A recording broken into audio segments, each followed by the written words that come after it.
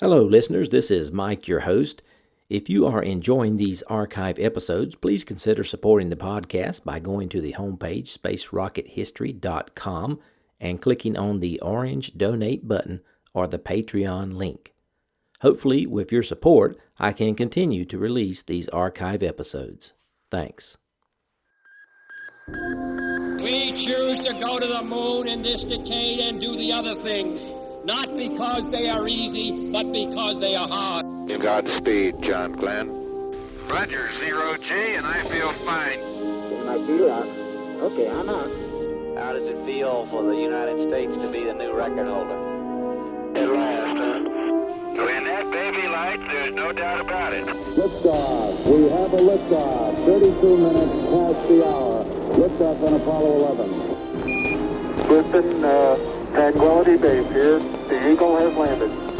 That's one small step for man, one giant leap for mankind.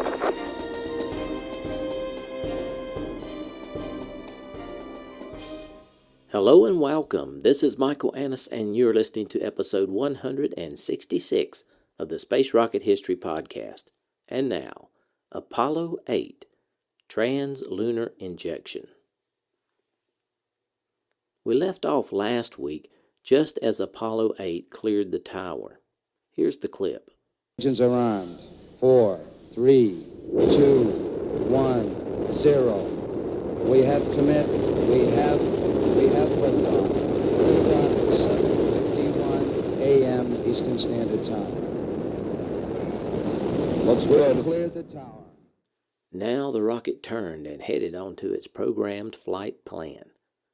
Rolling pitch program called Borman, his voice shaking with the vibrations of the ride. Meanwhile, the Cape Launch Center yielded command to the mission control in Houston, where Mike Collins was serving as Capcom. If the booster suddenly went wild and mission control ordered an abort, it would be Collins who would relay the command. But inside Apollo 8, the Saturn's roar was so loud that Borman's crew might not have heard him. And they no longer could hear each other.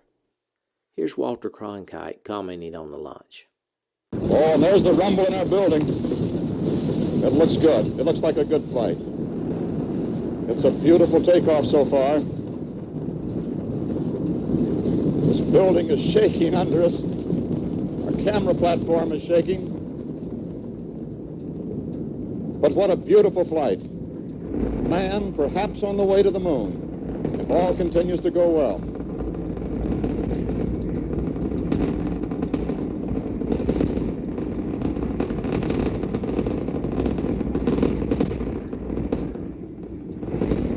What a buffeting we're taking here.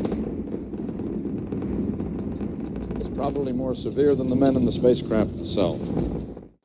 Just 40 seconds after liftoff, the Saturn went supersonic and the ride smoothed out. Now there was quiet again. In Apollo 8's left seat, Borman kept a watchful eye on the trajectory readouts. If at any point the Saturn should malfunction, he would be able to whisk them away from it by twisting the abort handle, which would set off the escape rocket. But the Saturn was behaving very well, and from Houston, Mike Collins' message of reassurance came through loud and clear. Apollo 8, you're looking good. The Saturn tore through the atmosphere on a column of thrust hundreds of feet long. The booster slowly arced over until it was almost horizontal, following the curve of the Earth, picking up speed and receding into a deep blue sky. As the rocket penetrated the rarefied upper atmosphere, the exhaust fanned out into a broad plume of golden flame. Now here's Paul Haney from Houston. 1 minute, 15 seconds. Then we're a little more than half a mile into the sky and about nearly 4 miles downrange.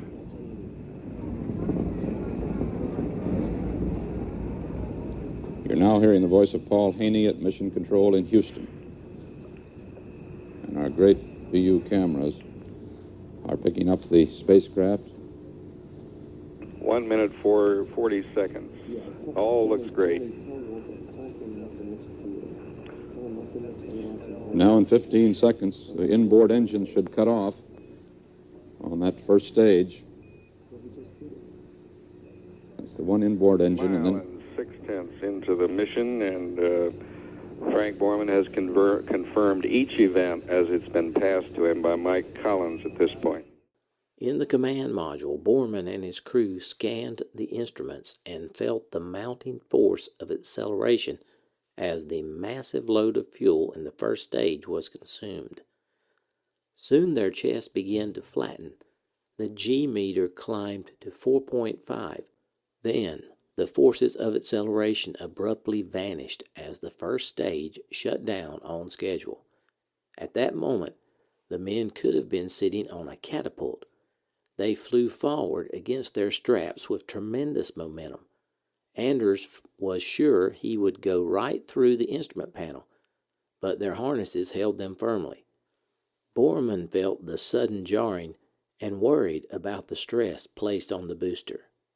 Now I have a couple of clips on the staging.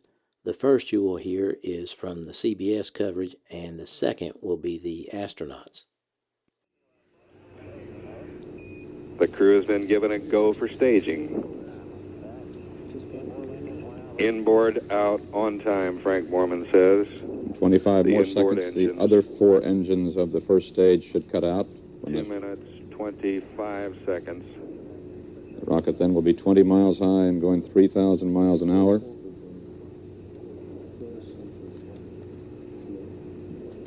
And there is the staging. An S1C, the first stage cut off. S2 has ignited, we can confirm. And the thrust looks good. All engines, all sources show the second stage is burning perfectly. They had their 51 seconds into the mission. They had their fingers crossed for that one. It was 2 of the engines that failed on the second stage in the second. The missile has been released at the Cape. 3 minutes into the flight, we're 50 miles high and about 10 miles downrange.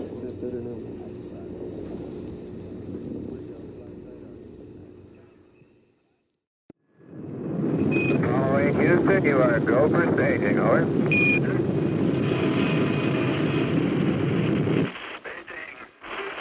Step complete, Phil. Roger. Understand, sir.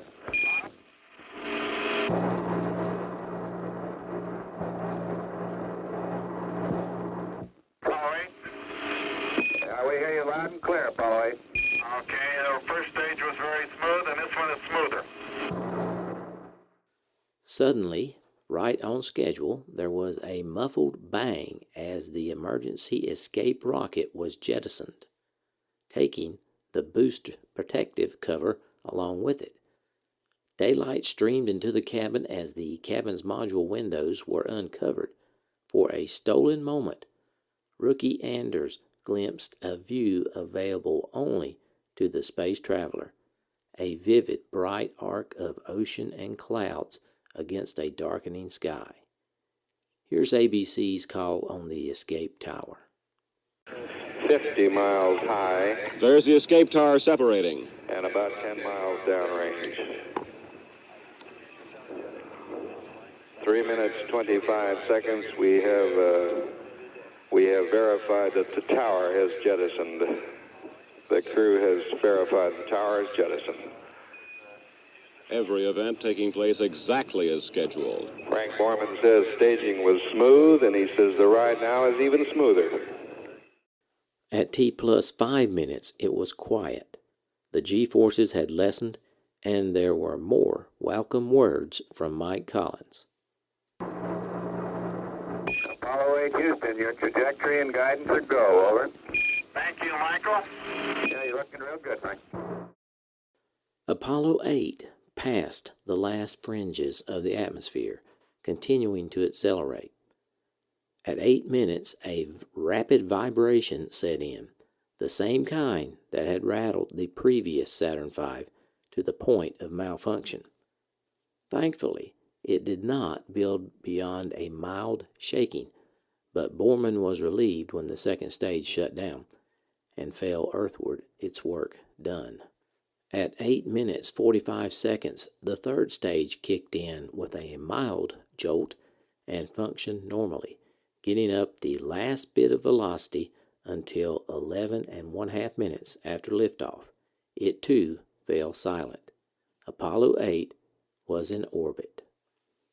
Now I have a clip of William Anders recalling the launch. This was recorded in 2013 as part of the John Glenn Lecture Series. But we trained for every possible emergency that we could think of, every possible environment. We had centrifuges. We did survival training in the jungles, in the desert, in the ocean. We were on the centrifuge up to 15 Gs.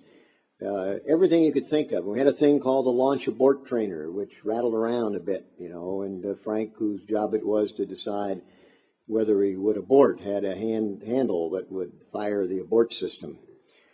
But nobody had ridden on the Saturn V, and even though there'd been, 2 unmanned Saturns, apparently they didn't have the accelerometers in the right place, because they no sooner lit this thing off when I realized that we had missed one major part of the simulation.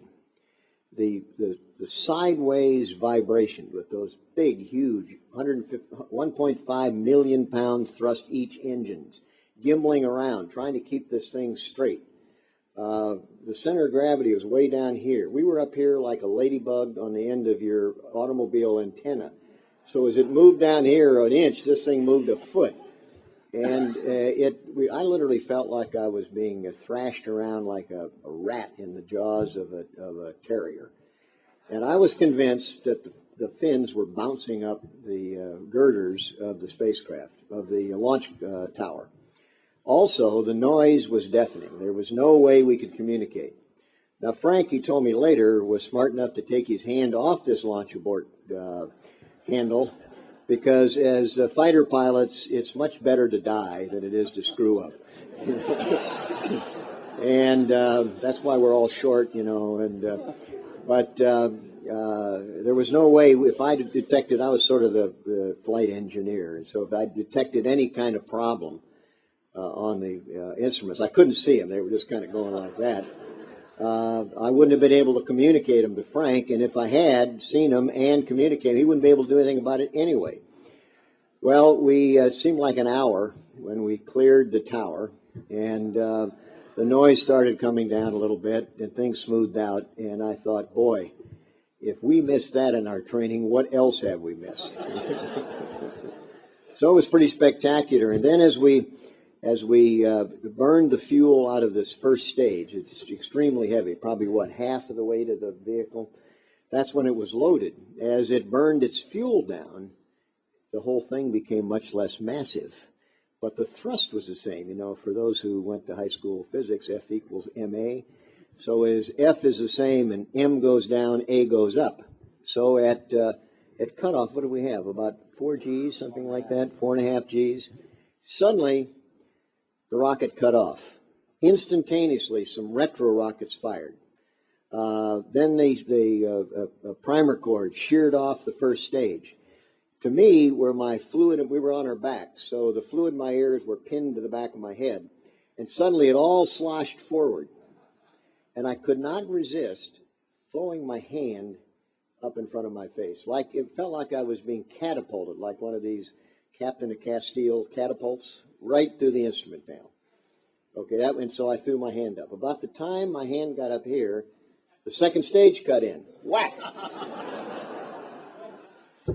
So I looked up and I had my helmet on, and here was this gash across my helmet. And I thought, oh gosh, when the big boys see this, it's going to just, justify the rookie position. Well, we made it into orbit, and somewhere along the line, I collected the helmets, and I noticed that the other 2 guys each had a slash. So my point is, there's no rookies on the first Saturn flight. Everybody's a rookie. But it was a heck of a vehicle, and to the credit of Werner von Braun's team down at Huntsville, They built one heck of a rocket. And I think part of the problem with NASA today is they just don't have that kind of capability anymore. And it's going to be hard to see. I mean, interesting to see if they can come up with another Saturn V, but this time with digital technology. Now let's move on to translunar insertion. A lunar mission consists of a series of time-critical maneuvers strung end to end. 2.5 hours after the Saturn lifts off from the Cape, the lunar phase of the mission normally begins with the translunar injection. Midway through the second revolution in Earth orbit, the Saturn 4B stage is reignited, increasing its velocity from 25,500 to 35,500 feet per second. After the S4B engine cutoff, the command and service module separates from the booster. The velocity from the translunar injection maneuver places the spacecraft into an orbit 250,000 miles high, with the Moon at the highest point of the orbit. Now, Apollo 8 was 115 miles above the Earth, moving at a speed of 17,400 miles per hour. The difference with this flight versus Apollo 7 would occur in 2.5 hours. At that time, they would reignite the third stage, the S4B, for a little over 5 minutes and tip the balance between gravity and momentum enough for Apollo 8 to leave Earth orbit and reach the Moon's gravitational sphere of influence. Borman told his crew he didn't want to catch anyone staring out the window because they had a tight schedule. Of course, Anders knew that as well as his commander, but to be in orbit for the first time and not look outside, that was easy for Borman to say. He and Lovell had been here before, once or twice. When Borman wasn't watching, Anders stole glances of the Earth, a magnificent panorama of color and bright clarity that filled his window. Brilliant white plumes and swirls of clouds crisscrossed land and ocean. Somewhere over the midnight Earth, lightning glowed in clouds far below like flash bulbs going off. And when they came over the coast of California, Anders spotted San Diego, the scene of his childhood exploration of hills and rabbit trails. He wanted to linger here, taking in the ever-changing beauty of his home. But the time flew by. Then there was a small mishap. Lovell went under one of the couches to adjust a valve and accidentally inflated the life vest attached to his spacesuit.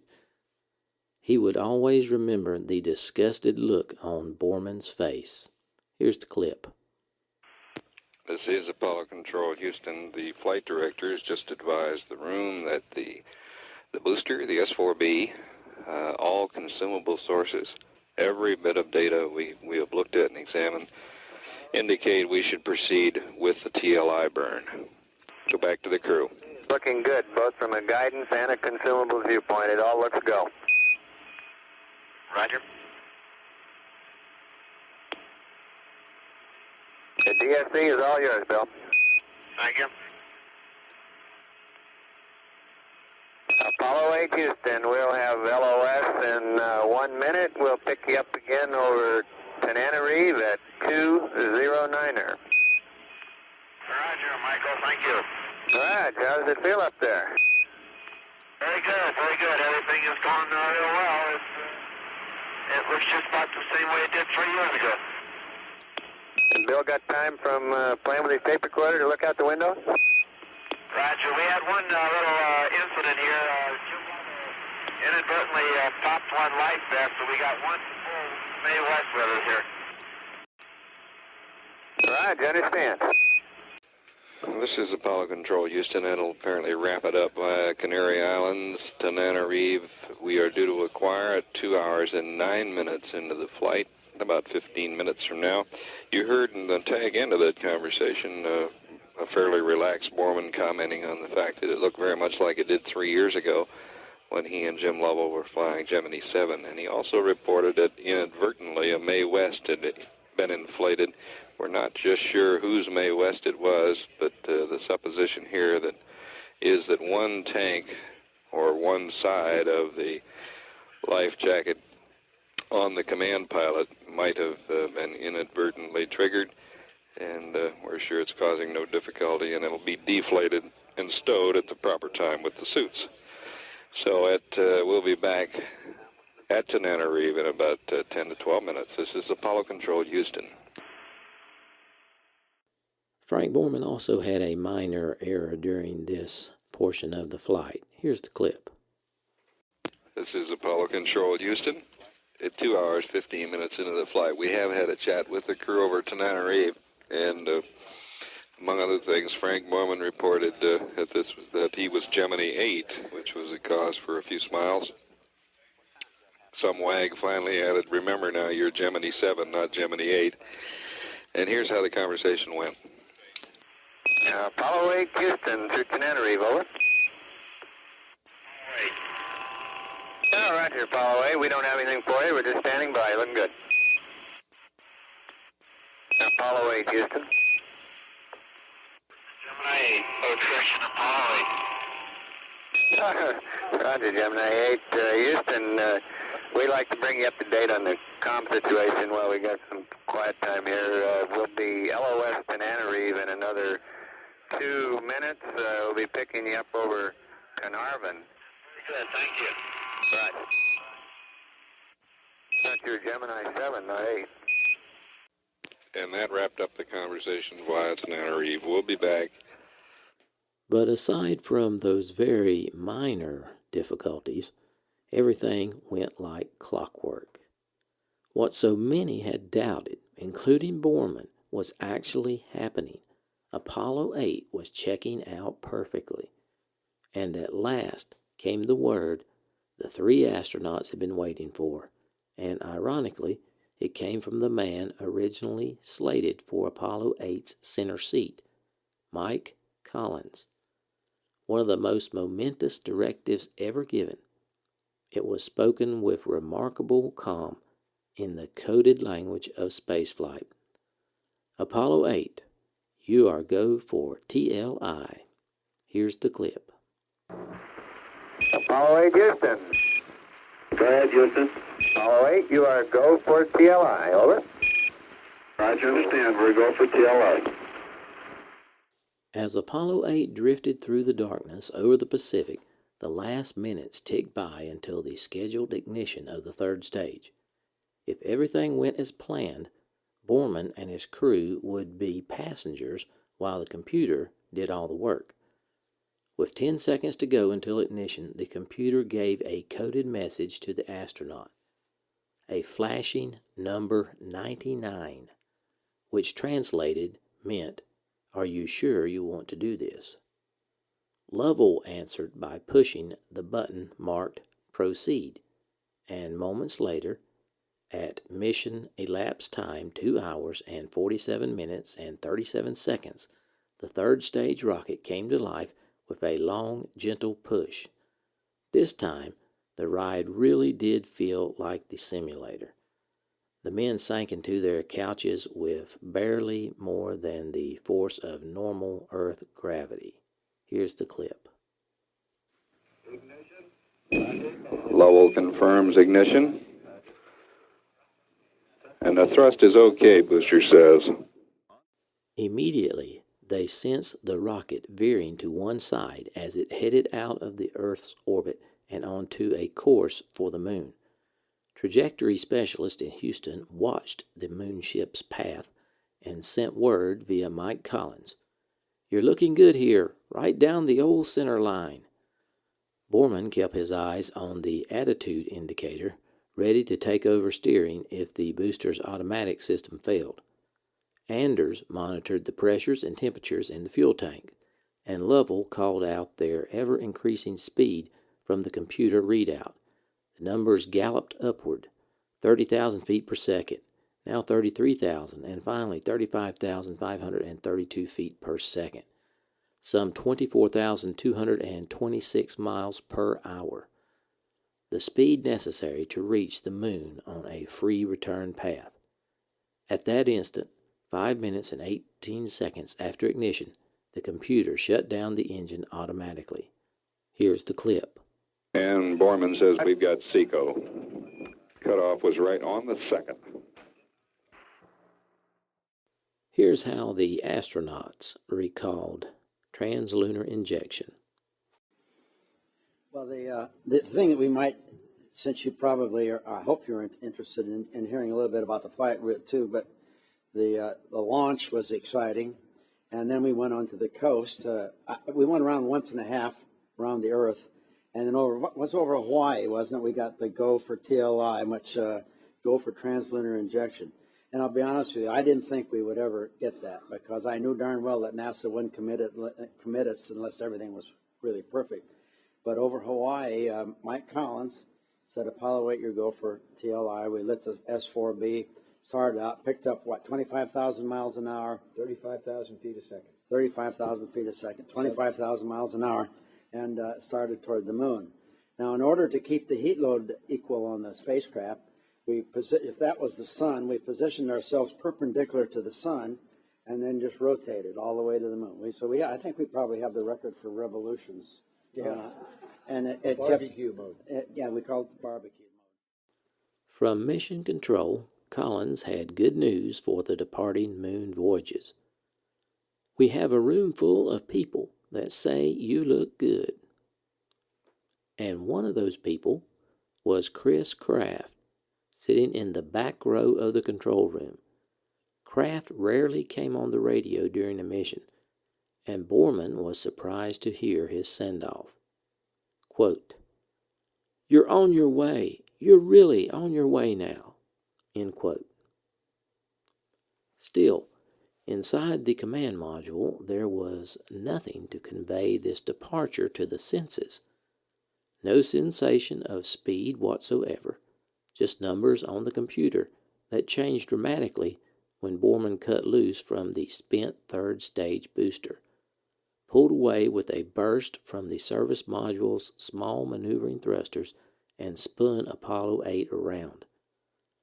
At first, the sight of the third stage itself, a hulking cylinder aglow in the unfiltered sunlight of space, caught their attention. But then, as the spacecraft turned, Borman's crew could see the place they left behind. Not a landscape, but a planet. A luminous sphere whose roundness was apparent to the eye. Apollo 8 was departing at such fantastic speed that the men could see their world receding from them almost as they watched. Already the entire globe fit neatly within the round window of the command module's side hatch. Right now, though, it wasn't time to look at the Earth.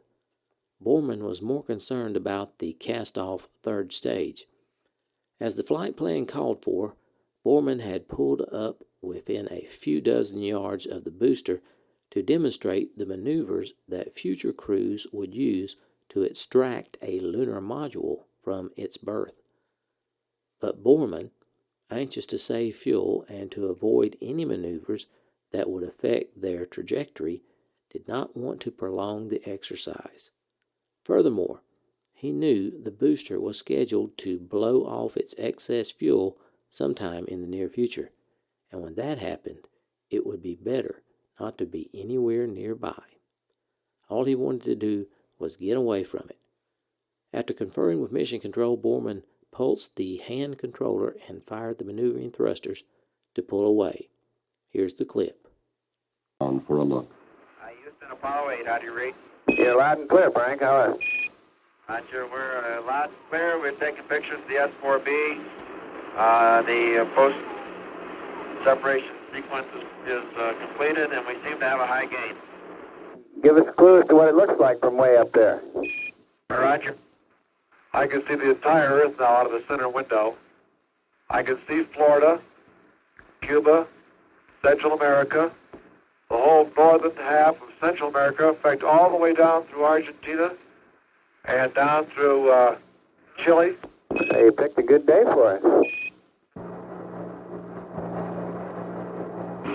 Houston, for information, I'm looking through the scanning telescope now, and I see millions of stars, most of them venting from the S4B. But the third stage seemed to be following them. Already it was spewing fans of brilliant ice particles into space, reminding Borman of a huge lawn sprinkler. For the better part of an hour, Borman made anxious queries to Houston on how to get away without disturbing the free return trajectory. Lovell's attempts to realign the command module's navigation platform were to no avail. The sky was full of false stars from the booster, and it was impossible to find any real ones. And right now, the best landmark in this dark, sunlit ocean, the Earth, was out of view. When Collins and Mission Control outlined a small, evasive maneuver, Borman replied, "Okay, as soon as we find the Earth, we'll do it." In Mission Control, Borman's words triggered brief, amazed laughter. Finally, after more than an hour, Anders saw the world drift into his right-hand window, and after more deliberations with Houston, Borman fired the maneuvering thrusters once more. Slowly, the third stage dwindled until it was just a bright star, and Apollo 8 was alone in the translunar void.